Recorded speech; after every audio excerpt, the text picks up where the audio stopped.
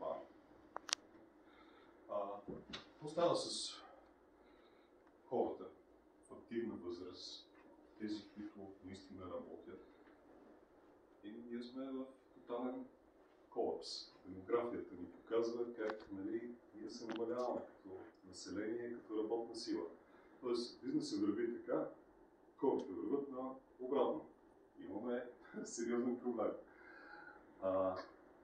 Почва борба на фирмите за хора.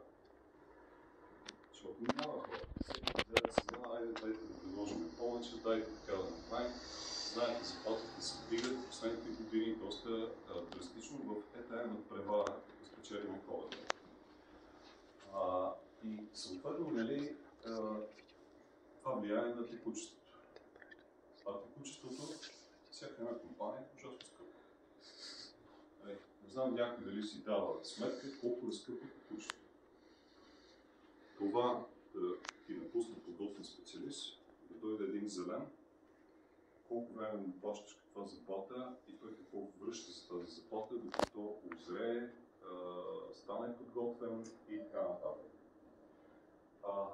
Всъщност, стигаме до там, че ние не искаме просто, как да кажа, имаме някакви хора с ръце и крака, които работят за нас,